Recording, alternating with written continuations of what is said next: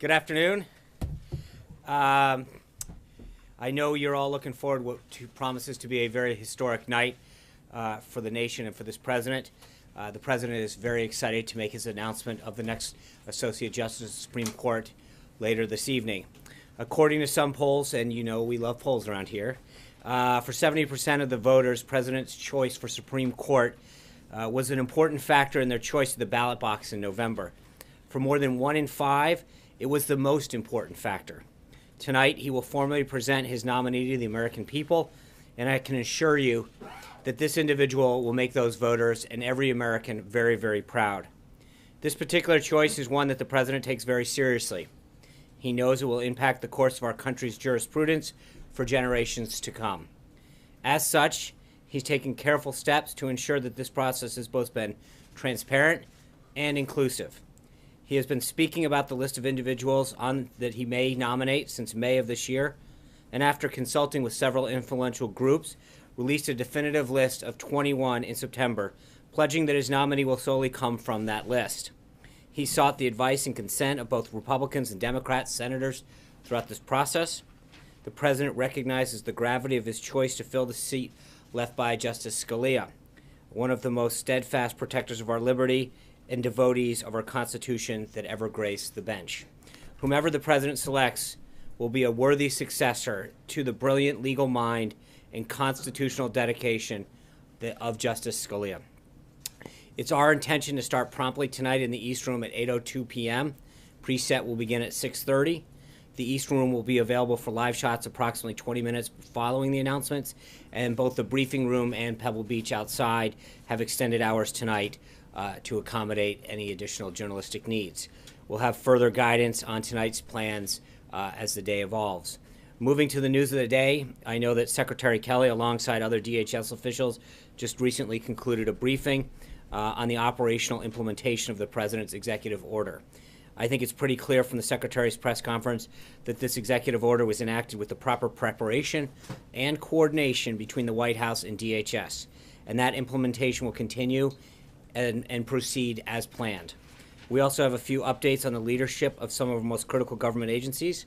Last night, as you know, the President relieved Sally Yates of her duties as Acting Attorney General and named Dana Buente as the U.S. Attorney for the Eastern District of Virginia to serve as the Acting Attorney General until Democratic senators finally quit their obstruction and confirmed the unquestionably qualified Senator Jeff Sessions as our next Attorney General. Ms. Yates failed to enforce a legal order approved by the Department of Justice's Office of Legal Counsel and designed to protect the citizens of the United States.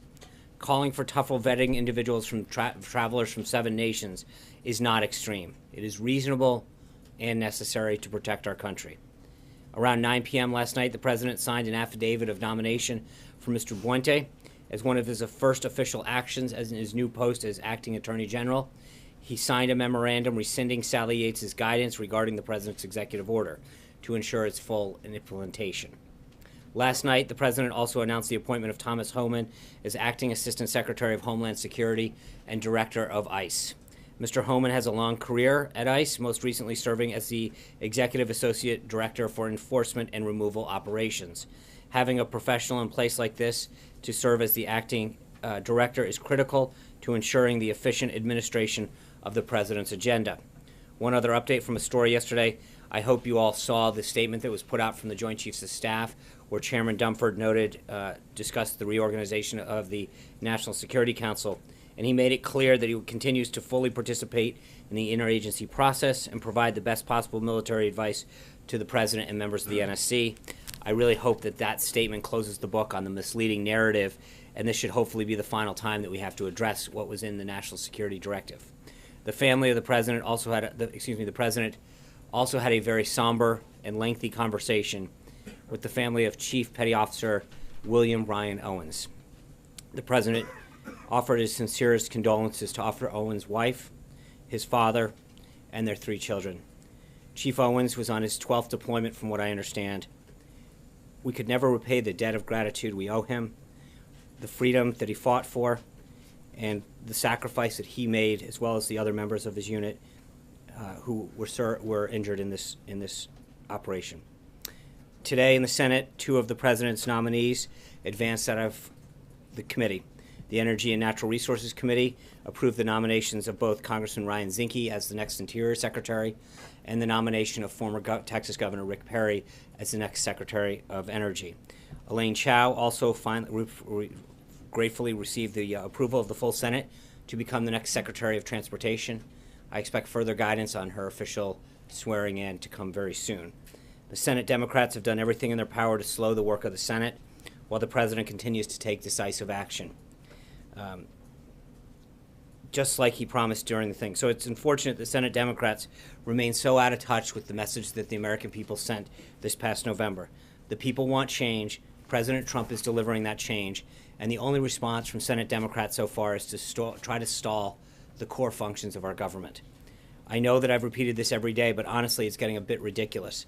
The idea that these highly qualified nominees have the votes for their nomination to be endorsed out of committee and get a full vote are being stalled because Democrats are boycotting the committee vote is outrageous.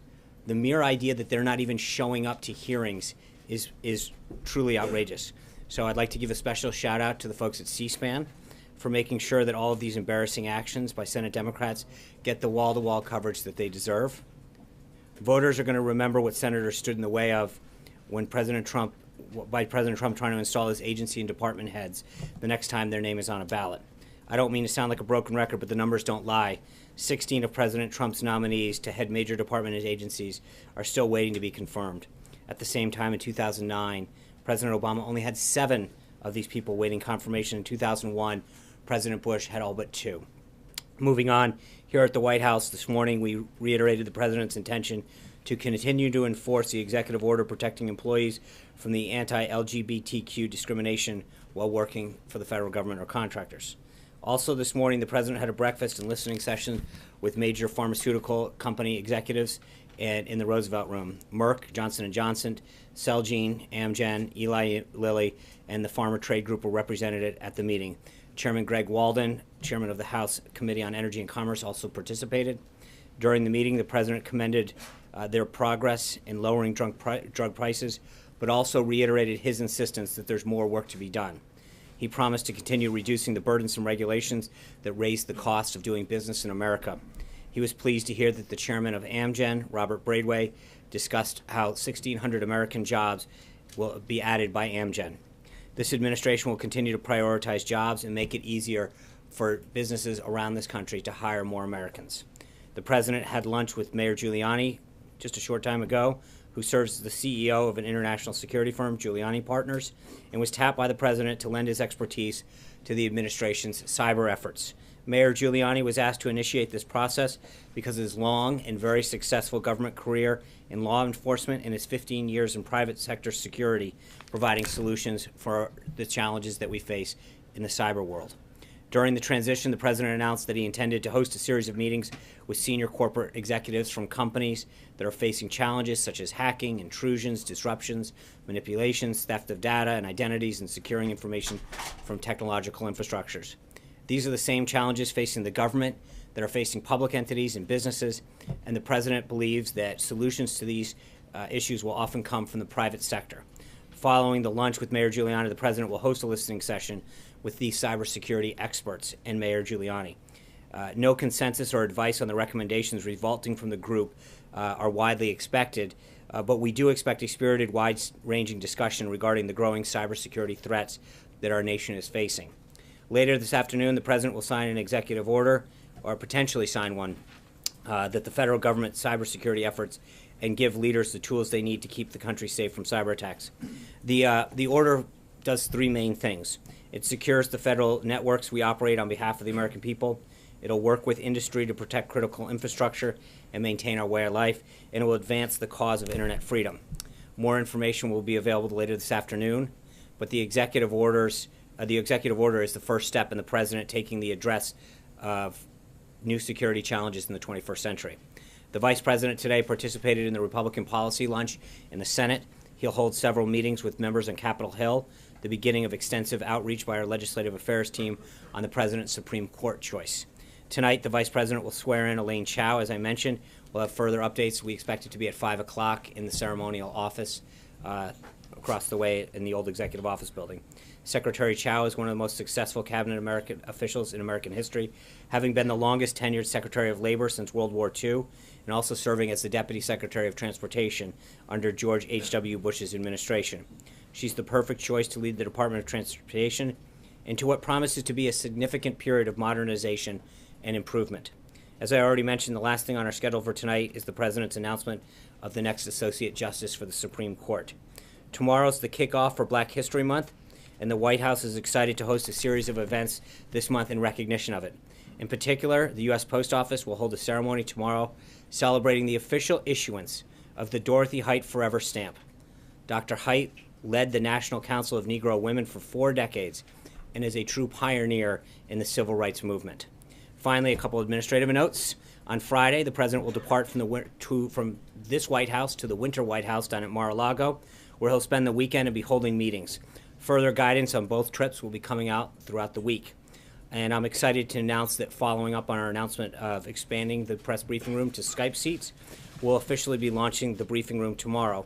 The inaugural panelists will be Natalie Herbeck from Fox 8 in Cleveland, Ohio, Lars Larson of The Lars Larson Show, Jeff Joby from Joby Publishing in South Central Kentucky, and Kimberly Kalunian from WPRI in Rhode Island. Not sure how she snuck in there. I look forward to virtually welcoming them to the briefing room. And with that, some questions. John Roberts. The removal last night of Ms. Yates from her position has raised questions as to how this president will deal with dissent in the ranks currently and in the future. Does he see what she said yesterday as a difference of opinion, an act of insubordination? How would he read it, and how will he act on similar things in the future? Well, there's a big difference, John, between listening and sharing ideas and executing lawful orders. It is the right of every American to express their idea and opinion, and frankly, that's what you've seen the president do today. We're talking about leaving, at the 2 o'clock hour, him sitting down with cyber experts to get their opinions and ideas on how to protect our critical infrastructures. But there's a difference when she, as the acting attorney general, is not only responsible but required to execute lawful orders and defiantly says no. As someone who has chosen to lead a department, she was rightfully removed. That is a position of leadership that is given to somebody who is supposed to execute orders that are handed down to them properly, of which that executive order was 100% done. Ironically, it went through their offices, the Department of Justice Office of Legal Compliance. So the idea that it went through the entire process of which they were part of, and then she chooses not to execute it, actually is bewildering as well as defiant. So is the president, Right. so sir, can I just follow up on that? So is the president laying down a marker now to all of his cabinet secretaries and all of his other officials to say, if I give you a directive and you do not follow it, you're gone? Well, I think that kind of comes with the job, right? If you don't believe in the president's agenda, and I think every one of the cabinet members, every one of the appointees understands that they serve at the pleasure of the president. We talked about this at length during the transition. This isn't about joining the government to execute your ideas or your initiatives. The president was very clear during the campaign, whether it's economic security or national security, that he has an agenda that he articulated very, very clearly to the American people. And that, hold on, thank you. And that it is his job to lay that vision out, and that the people that he appoints and nominates and announces as staff members or cabinet level members or agency heads, their job is to fulfill that. And if they don't like it, then they shouldn't take the job. But it is the president's agenda that we are fulfilling here. Trey. Thanks, Sean. As it relates to the executive order today, how will the Trump administration ensure the digital privacy of all Americans as the president looks to strengthen U.S. cybersecurity? Well, look, just to be clear on the executive order, I think one of the things that the reason the president wants Mayor Giuliani and some of these cyber experts to come in is to get their ideas, to make sure that where we're headed in cybersecurity is fulfilling the intent that ensures that our critical infrastructures throughout the government and frankly throughout business, to the extent that the government can be helpful in that, are protected and secured. So I just want to caution what we may or may not do today. I think the president's got a pretty good idea where he's going to go, but I think he wants to hear what Mayor Giuliani and some of these other experts have to say about the steps that we can take in terms of executive action that will help secure further these critical infrastructures. April. Sean, I have a couple of questions. I want to go back to the issue of this travel ban. Well, first of all, it's not a travel ban. I think you heard Secretary Kelly, and I apologize. I just want to make sure I get this straight. I think Secretary Kelly or one of the other individuals that got up there from DHS mentioned, I think 1 million people have now come into this country. That's not a ban. What it is to make sure that the people who are coming in are vetted properly from 7 countries that were identified by the Obama administration. A ban would mean people can't get in. We've clearly seen hundreds of thousands of people come into our country from other countries. Sorry. Okay. God. But mind you, I have 2 questions. I know, of course. So with all of this happening, and as you're trying to give specifics about what's happening, what is the concern about the fallout from other countries who are viewing this still in a certain way? Have you looked at the fallout and how to counter it and how to work with these other countries that may be allies or even may not be allies in order to prevent something from happening? Well, I think, April, one of the things that we're doing is trying to make sure that people understand what actually happened. You know, I saw reporting today that Secretary Kelly was out of the loop and he was on a plane and flying, and then it was it was reported on one of the networks and major institutions about what happened. Secretary Kelly comes out and says, I was briefed on this time, I was talked on this time, the edits came from my staff. I don't know how, I don't want to spend each of these briefings talking about misinformation, but at the end of the day, a major newspaper and a major network reported today that they were kept out of the loop. The secretary detailed multiple occasions in which he was briefed on it. His staff made edits to it. I don't know how much more, and so I think part of what we're trying to do is make sure that people actually understand what happened, what the process was, and what the order actually does. Because when we use words like travel ban, that misrepresents what it is. It's 7 countries previously identified by the Obama administration where, frankly, we don't get the information that we need for people coming into this country. Because what this isn't about is not just the people. It's about the information that another country provides us. So we work with other countries, and we have systems in place to ensure that when you travel from our country to or from their country to our country, or vice versa, that we are sharing information about passengers and citizens that are going in and out. These 7 countries in particular, we don't have the information that is necessarily required to make an accurate determination at the time of entry into our country. So we are going to make sure that because that country doesn't have maybe either the systems in place or in some cases the willingness to provide us the information necessary to ensure that the people that are coming into this country are properly vetted. This isn't about refugees, it's about travelers. And that's what this is about. And so part of what we're doing is frankly making sure that other countries understand exactly what was in the order, how it applies, what it means to visas and waivers and all this kind of stuff. But for the most part, you've seen a lot of panic and then people actually stopping, reading the order and realizing, oh, that's it? And I think that's where we've tried to make sure that people have the facts. So you're doing outreach for that? We're not just doing outreach. I think we're doing as many briefings. Secretary Kelly going out there a little while ago with the head of both ICE and CBP is trying to make sure that people understand that the process is working correctly. It's working very well, that the government is doing what it's supposed to protect its people. And that's the number one thing that we can do. Yeah. Well, wait a minute, the second Sorry, question. you're right. Okay, yes. Now, the president met with the pharmaceutical heads. Yeah. When is this meeting scheduled for Congressman Elijah Cummings and President Trump? After that call, Right. President Trump made My understanding is that Congressman Cummings he was invited to this meeting. He had a scheduling conflict, and we're looking at setting it back up. But he was invited to the meeting today. He informed us he had a scheduling conflict, and we're looking to get it back on the books as soon as we can. One-on-one, not That's what necessarily. I expect at this point it'll be one-on-one. Sean? Thanks a lot, Sean. Does the president anticipate a difficult confirmation fight for his nominee, whoever that is? No. I think that we've proven so far that the Democrats can try to obstruct, but at the end of the day, the will of the American people is going to overcome that. And if, again, what I mentioned at the outset of this is the advice and consent piece of this. He and our team have met with senators from both sides of the aisle to make sure that we understand the qualities that they are looking for in the next Associate Justice. And I think that we've done a very, very good job of getting a nominee in place that will be announced tonight that meets the criteria that they set forth. They may not like their political or philosophical background, but I think the criteria in terms of academia background, time on the bench, the expertise and criteria meets the intent of both Republicans and Democrats. John Gidley. Do you believe you can get 9 Democrats to support I this do. nominee? Absolutely. Because I think at the end of the day, one of the things that's been a time-honored tradition in this country is that we recognize that the confirmation process is if you're the default is that if you're qualified for the position, then you should be confirmed, not the other way around. And I think that most Democrats realize that at some point having a court that is not fully operational is not the political fight to have. Sean, let John me Gidley. ask you the obvious follow-up question then. At least one Republican senator has said Democrats have removed the filibuster from just about every other appointment aside from the Supreme Court.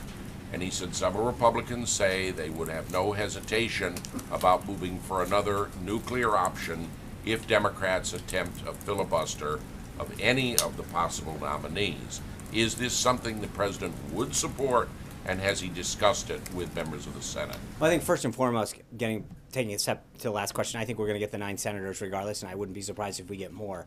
When you look at, and I'll be able to shed more light on this tomorrow in terms of the background, but I think that we've got an individual that I think is hopefully going to garner widespread bipartisan support, because I think this individual has the qualifications and the experience and the judicial philosophy that should win bipartisan support. That being said, beyond that, I would suggest that Senator McConnell has done a phenomenal job of moving things along in the Senate to the extent that Democrats will let him, and I'll leave any further questions on how the Senate operates to him. Blake. Sean, thanks. We know that the list of 21 was put out during the campaign. We Right. know that at 8:02 tonight, the president is going to reveal his selection. Can you kind of fill the gap in between as to how often the president might have spoken with this person, whether there were any meetings here at the White House, just any of how he got there, and in the last hours or in the last days here, really, who has he leaned on to kind of narrow this down? And then a follow-up, if you don't mind. I will say I think I probably shed a lot more light on this tomorrow. I appreciate the effort to try to head that off, but tomorrow I think we might be able to have a little bit more of a discussion as to how the president came to this choice. He may touch on it a little tonight. I'll leave it to him, but I appreciate that. Let me ask you then about news of the day. Prescription drug prices. Yeah. The president met with the pharma leaders earlier today. What makes him so confident that he can drive down drug prices, whereas administrations past have tried to do the same but haven't been able to? How is he going to go about it? Well, I think it's the story of his entire administration. He's a successful businessman and a top-notch negotiator. Several people tried to get the cost of planes down, the cost of the F-35 and the cost of the Air Force One, and through a couple conversations, he did it. Shaved billions off of the cost of both. Off the F-35, and significant off the next generation of Air Force One. I think he has a track record so far just during the transition, but also as a businessman, he knows how to negotiate. And I think he's going to sit down with these individuals the same way that he's getting people to understand the agenda and the regulatory and tax climate that he wants to institute that's bringing jobs home. People are making a commitment to him to bring jobs and manufacturing back based on his track record as a businessman and his word. They understand that he's going to create a climate that supports the American worker and American manufacturing. So I think, you look over and over again, the number of companies that want to come back and say, we want to be part of this agenda to grow the economy and to create jobs, or to help you fight on behalf of taxpayers, and I think you're going to continue to see that. He understands the challenges that the bureaucracy that's holding back some of the negotiating, that's allowing these prescription drug prices to drop, or get the best deal for the government in cases whether it's Medicare or Medicaid, who are such large buyers of the VA, that you've got such purchasing power that's not being utilized to the full extent. Hunter Walker. Yes, thank you, Sean. The president is meeting with Mayor Giuliani today. What do you think of the mayor's claim that the executive order on those 7 countries evolved from the Muslim ban that the president proposed during the campaign? Is that accurate? I think the president has talked about extreme vetting and the need to keep America safe for a very, very long time. At the same time, he's also made very clear that this is not a Muslim ban. It's not a travel ban. It's a vetting system to keep America safe. That's it, plain and simple. And all of the facts and a reading of it clearly show that that's what it is. But Mayor Giuliani stressed that too, but he said that it came out of the desire to have a Then Muslim you should ban. ask Mayor Giuliani. That's his opinion. I'm just telling you what the president has said and what the president has done has been to focus on making sure that we keep the country safe, and that the executive order that was drafted does just that. It is to make sure and to ensure that people coming in from 7 countries identified by the Obama administration, that we didn't have the proper systems to know who was coming into our country, was put in place, and a 90-day period was also granted to ensure that we knew how to further address vetting situations in the future. Thank you. Zeke. Thanks, Sean. Just following up again about the strike over the weekend in Yemen, can you confirm that the reports of the 8-year-old daughter of Anwar al-Awlaki was killed in that strike, and if you can address sort of the killing of an American citizen in this anti-terrorism operation? I'm not going to go any further than what the Department of Defense has released. Obviously, we recovered a tremendous amount of information, and we killed an estimated 14 members of Al-Qaeda and the AQAP individuals, and then we suffered the loss of life of a service member, and 4 people were injured. That's as far as I'm willing to go at this time. Kristen. Sean, thanks. You're saying it's not a ban. This was President Trump's tweet yesterday.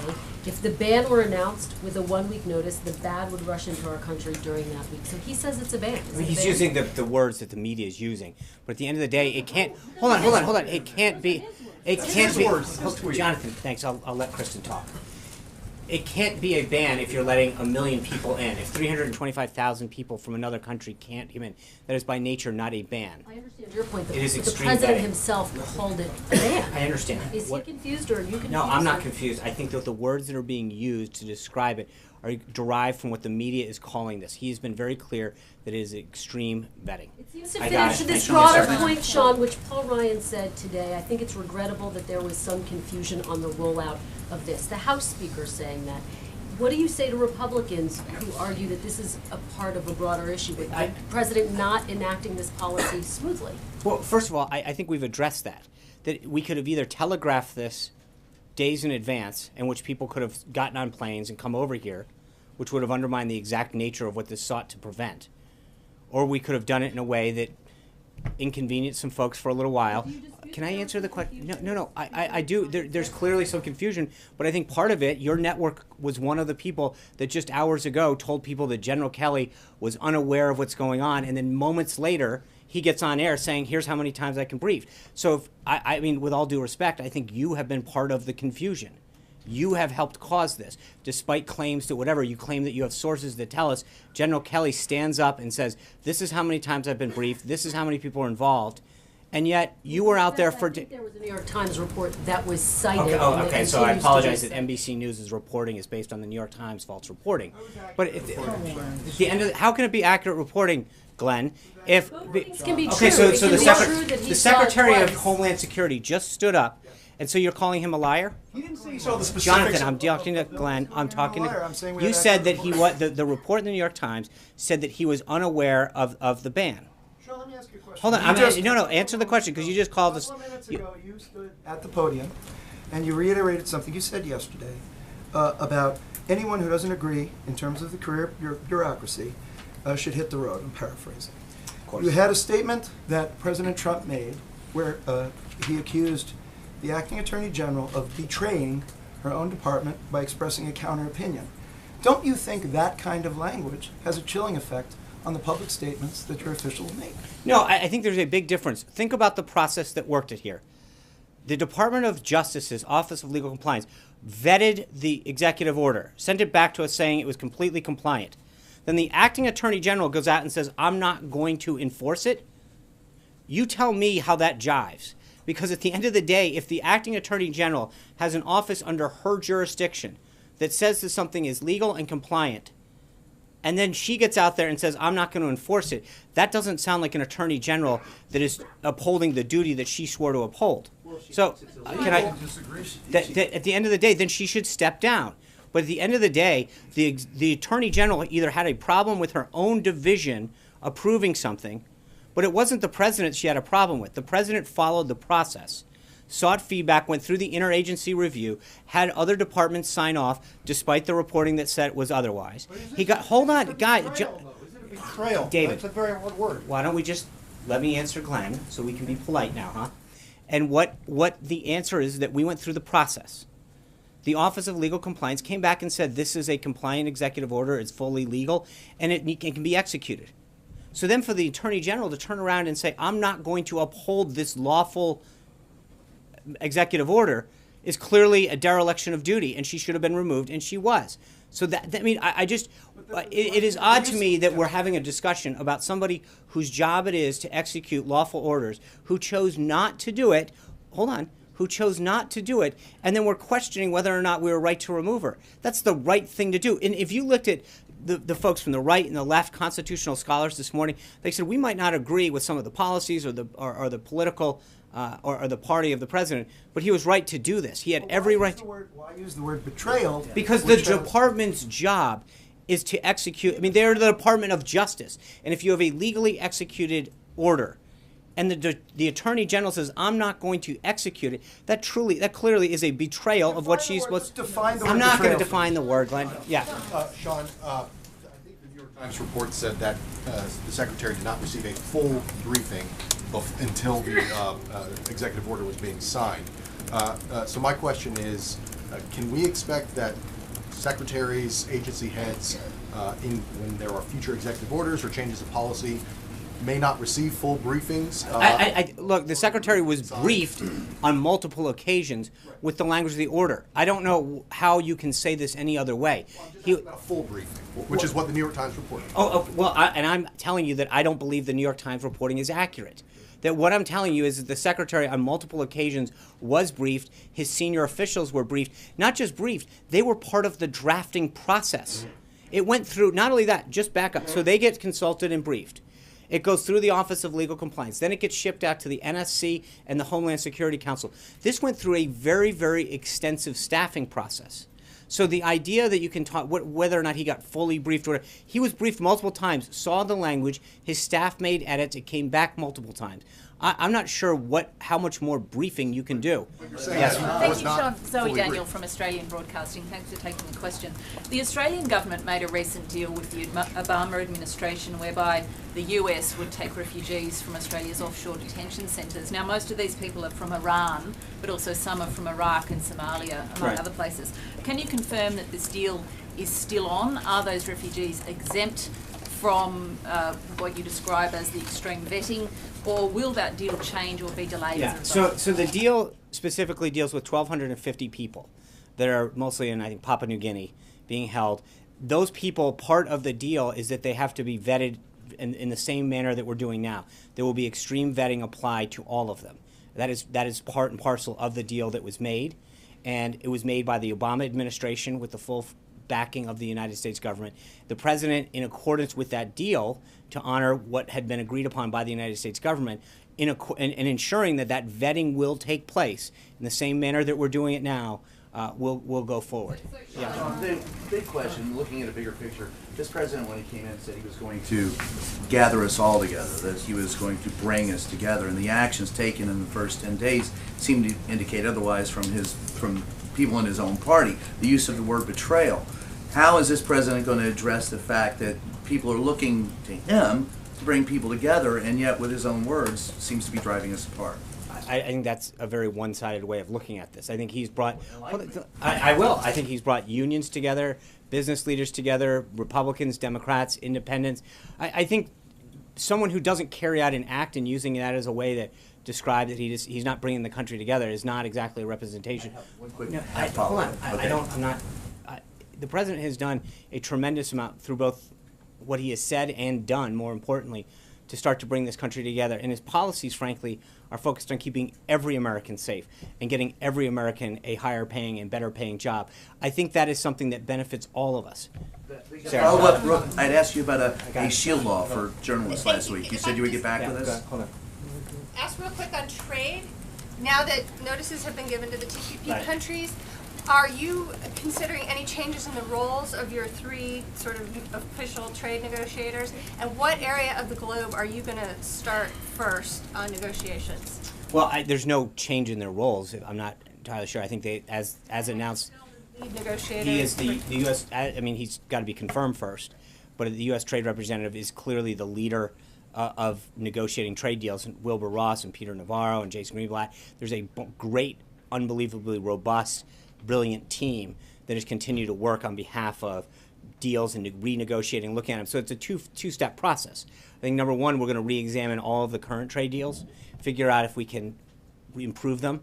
But secondly, I think we're going to start talking to other countries around the globe, including some of those TPP partners. I think of the 11 other countries, 5 of them we have current trade deals with.